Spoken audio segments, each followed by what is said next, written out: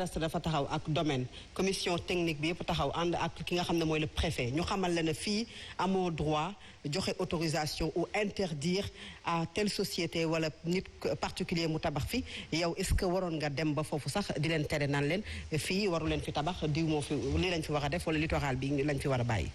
waaw loolu de je te le concède chère sœur wante je suis désolé du DSCOS mooy wax fan la commune di commencer fu muy jeexee du préfet mooy wax fan la commune di commencer fu muy jeexee lu koy wax mooy décret. man décret bu ma lii mooy le journal officiel mi ngi nii c'est le journal officiel man décret bu ma convoqué mi ngi nii décret 2008 10-25 fixant le ressort territorial et le chef-lieu des régions, départements, arrondissements. Il abroge le décret de 96. J'ai été député du Sénégal tout de même. Je ne peux pas me mettre ici à dire n'importe quoi. Un décret abroge un décret précédent et l'État du Sénégal le sait. bañ nañ ba nga xam ne ni xam nga master lu jot a am dañuy ñëw ak préfet convié ñu ci site bi ñu ñëw toog ku nekk joxe xalaatam préfet na ma monsieur le maire man ñëwuma fi pour àtte leen ministre de l'intérieur moom moo yónni fii pour ma xool lu fi xew ma def ko compte rendu suñu jeexalee lii yépp dinañ dellu siwaat ci yéen wax leen lan moo nar a doon seen taxawaay ku nekk ci yéen man ma d'accord le lendemain le matin ñu ne dañuy reprendre les travaux est-ce que dégg ngeen fii porte-parole APR wala porte-parole gouvernement di contredire le décret soi-disant qui est aujourd'hui attribué à Macky Sall. Même si Macky Sall aujourd'hui est dans le clair-obscur parce qu'il refuse de publier parce qu'il sait que ce décret, s'il est publié au journal officiel, s'il est attaqué, lu mu am yaakaar ci ay magistrats, ça viole le code général des collectivités locales, on aura gain de cause. Donc tey on ne peut pas attaquer ce décret en justice parce qu'il n'est pas publié. Et malheureusement, qu'est-ce qui se passe aujourd'hui? Alors quand vous parlez de porter plainte, c'était pour attaquer quoi? Mais parce que pour nous, on allait porter plainte par rapport à ce qui s'est fait. Regardez, il n'y a aucune construction. Lu tax mënuñu arrêter? Lu tax ñu bëgg a continuer par force?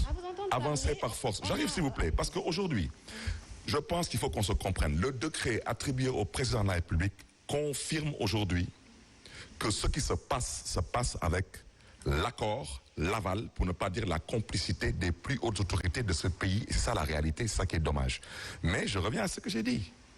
Construisez, on en reparlera demain. Une complicité des autorités qui date de Senghor, parce que régime yi fi jàll yëpp c'était la même chose ay répétition la donc tey ban conviction ngeen am ni que peut-être combat bi ngeen di commencer di ngeen ko réussir. On commencera par Senghor 1960. Je pense que personne sur ce plateau était né. 1960 ñu jëlee ko port wàcc ba phare des Mamelles continuer ba méridien président mën naa leen limal lépp lu fa nekkoon restaurant Le Lagon démontable ponton démontable hôtel démontable jógee Lagon Teranga c'était démontable à part la piscine ñu continuer yépp ay hôtel la woon ba Cassation moo nekkoon un musée Terrou-Bi kan moo ko autorisé président Abdou Diouf waxuma sax titre foncier ndeysaan bàyyi sax président Abdou Diouf jox ko woon Terrou-Bi ils avaient un permis d'occuper c'est ça la vérité le Terrou-Bi a été inauguré dans les années 80 par monsieur Momar Talla Cissé qui était ministre du tourisme les socialistes on va pas dire qu'ils n'ont pas occupé le DPM mais ils ont surtout pas taillé des falaises. Ils ont surtout pas privatisé des plages publiques et ils se sont surtout pas amusés à jeter dans des scandales fonciers qui ont choqué le subconscient des Sénégalais. Président Abdoulaye Wade ñëw. Président Abdoulaye Wade c'était un libéral. Ça c'était clair. Le président Abdoulaye Wade, dans sa politique libérale, a fait ce qu'il a fait. Effectivement, Radisson Sea Plaza a vu le jour. Man personnellement. musuma gis nit bu ma ne dama dem géej Radisson wala Sea Plaza parce que géej nekk foon su ngeen woonee tey vidéo yi wala photo yi Radisson ak Sea Plaza à la limite ça protège la côte lépp béton la gis ngeen Terrou-Bi dañoo am géej ñoom amuñu géej donc c'est un projet tout de même qu'on le veuille ou pas c'est un projet d'avenir parce que tamit une métropole comme Dakar amoo sax centre commercial boo mën a dem loolu ñaaw na Abidjan am na centre commercial Casablanca et cetera foofu yëpp am na centre commercial Dakar dafa nar a am en tant que hub d'affaires dafa nar a am des lits donc des hôtels dignes de ce nom donc moi il y a des projets qui ne me choquent pas le Méridien Président sous le régime socialiste avec l'OCI on l'avait construit pour pouvoir accueillir ce sommet mais quel est l'État qui a envie d'accueillir le sommet de l'OCI il faut qu'on se dise aussi des vérités je reviens à ce que j'ai dit il n'est pas normal aujourd'hui de prendre une plage publique, de la privatiser, de prendre une falaise de presque 800 mètres de long, de la tailler, de prendre une assiette foncière de 5000 mètres carrés, de faire des transactions financières sans aucune mise en valeur. Man xuloo ma kenn mais xanaa ñu may waxal ñooñu mën nañ ko dégg. alors mën ko nangu. ñu xam ne que peut-être fii dañuy juum laaj état jox leen feneen. mais ñu nekk dañuy avancer dañuy forcer. Macky Sall daf leen di jox décret waa tabax leen. monsieur le maire bu weesoo Leila Gandour ak Océan Viol yan autorisation nga joxewaat ci littoral bi. Le littoral j'ai donné à Océan View la promotion immobilière. Oui. Et je dois dire qu'Océan View c'était dans le cadre aussi de l'ANOCI, les assiettes restantes. Assiettes restantes yi foofu dafa amoon ay poches restantes ak tamit fële nu mu tudd Mamel. moo tax après nga gis autour du monument de la Renaissance mu am ay yeneen extension ñu ne ma man maa joxe autorisation à la famille Gandour. La famille Gandour habite là-bas depuis les années 90. Ah oui? Sous Abdou Diouf, oui.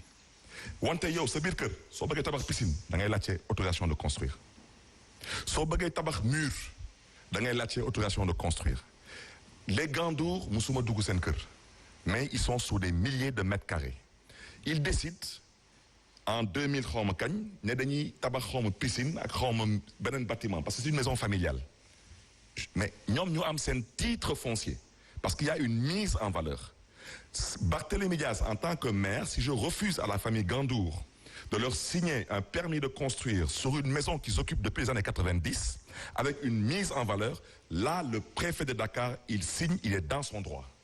mais kon lan moo tax le ministre Abdou Karim Fofana di wax ni Barthélémy miy coow yëpp moom bokk na ci ñi nga xamante ne ni bëri na ay autorisation yu ñu signé te dëggal nga ni ñaari autorisation rek nga signé ci littoral bi. xam nga ma sœur dinaa la wax dara man bëgguma tudd ay tur parce que amul solo. waaw doo ko tudd mais man maa koy tudd parce que tamit c'est une autorité ministre tamit du tudd tur noonu ci caaxaan parce que nee na clairement yow li nga wax boobu ba léegi si tegoo ko fenn parce que yàgg nga signé ay autorisation te yow dëggal nga fii parce que man samay gëstu laa def xam ni Leila Gandour boobu noonu kon expliqué ko tey ba mu gën a leer ak Océan Viol bi kon leer na kon yow confirmé nga ni 2 autorisations 11 ans 2 autorisations 2 autorisations 11 ans mais moom kon fan la teg wax ni yow joxe nga lu ëpp loolu waaw mais moom bu mu leen di wax loolu xam naa dafa fàtte wax leen waxu décret 2013 parce que nee na décret yëpp dañ ko jël avant 2012 nañu may jàmm suma maam Ablaye Wade tout de même nañ ko may mu dem noppaleku di quoi ñoom nañu wax seen wax te bàyyi Ablaye Wade dama ne 2013 décret numéro 2013 quand même.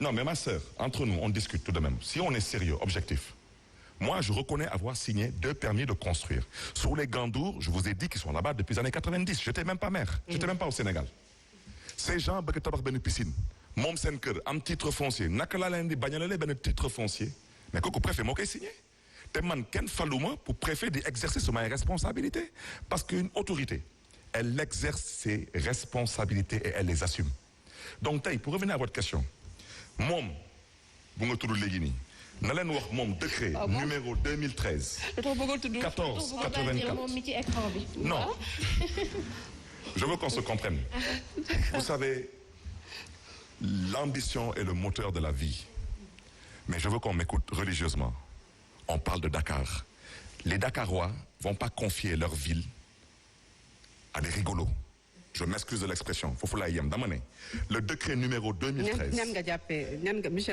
le maire quand même boo waxee ñun aussi il faut que nga leeral ñi nga xam ne ñooy seetaan ñan nga jàppee des rigolos ba Dakar duñ leen confier seen ville xam nga yow mënoon naa nekk seen diggante soo gisee ma sori la rek parce que dama xam ne ni que bàyyil ma taxawee nii moo gën a wóor ci man wante yow xam nga fu may waxee parce que xam naa ni dégg nga tamit daaj dama ne ku taxaw ne la kenn musu fi signé dara depuis 2012 ci lu mel ni kilifa buy wootee moom nekk membre du gouvernement mais c'est une insulte à l'intelligence des Sénégalais et particulièrement des Dakarois comment les Dakarois vont s'amuser à prendre en considération wala jox crédibilité nit bu nga xam ne du leen wax dëgg c'est pas possible le décret numéro 2013 1484 du 2 décembre 2013, ça a été signé sous Macky Sall.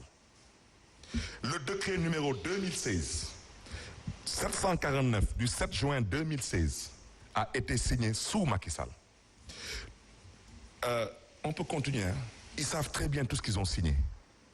Est-ce que le déclassement, ma sœur, le déclassement, est-ce que le président Macky Sall en a le droit ou pas?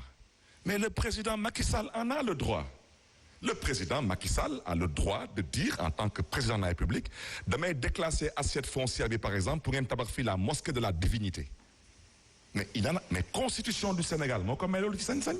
Man ma nekk maire ma gis lu nga xam ne dafa jéggi dayoo.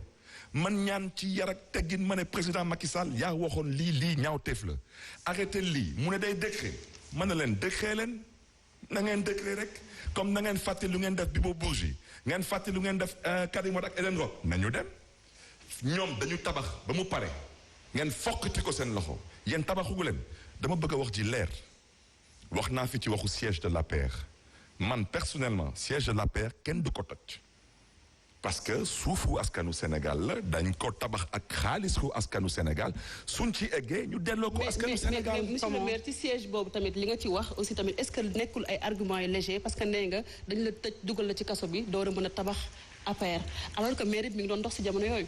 non ma sœur xam nga mairie agent envoyé mooy kuy toppatoo mbiru mbedd bi. kooku xawma salaire am nu mu toll du politicien day xëy di liggéeyam. du ñëw fenn di liggéeyam gis commandant gendarmerie teg escadron gendarmerie ne ko soo fi tegaate sa tànk ma téye la muy delluwaat. an sa adjoint au maire an sa adjoint. L'adjoint au maire n'a pas les compétences transférées au maire. Adjoint au maire du signer permis de construire. C'est qu'il faut que les Sénégalais comprennent que veut dire des mairies. C'est très important.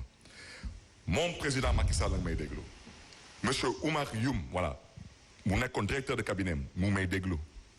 Maître Demba Ciré Bathily mu ngi may dégg tamit balaa may dugg kaso ci affaire wu ville de Dakar laaj leen ñaata yoon la ñu yónnee seen dossier yi musuma leen gantu dama leen ne lii mënuma ko signer parce que je ne suis pas lié à vous par des actes administratifs daanaka kayit bu jógee urbanisme ñëw ci man je suis lié à vous par la loi c'est le code de l'urbanisme ici il y a un conflit d'intérêts. Et Dakar Dem Dikk n'a pas le droit de vendre son foncier. damay joxe un exemple SNCF fële ci Tugal yoo ne leen SNCF dafa jaay parti Macron nu mu tudd la France en marche xaw ma naka. dañ leen jaay mais maa la ko ñaan li nga may expliquer dama ñëw s'il vous plaît on se comprend. Oui. Est-ce que vous pouvez imaginer une minute la SNCF vendre une assiette foncière au parti de Emmanuel Macron pour construire son siège oui ou non. D'accord naa mais léegi li nga may expliquer kon dafa mel ni yow bi nga nekk ci kaso bi mairie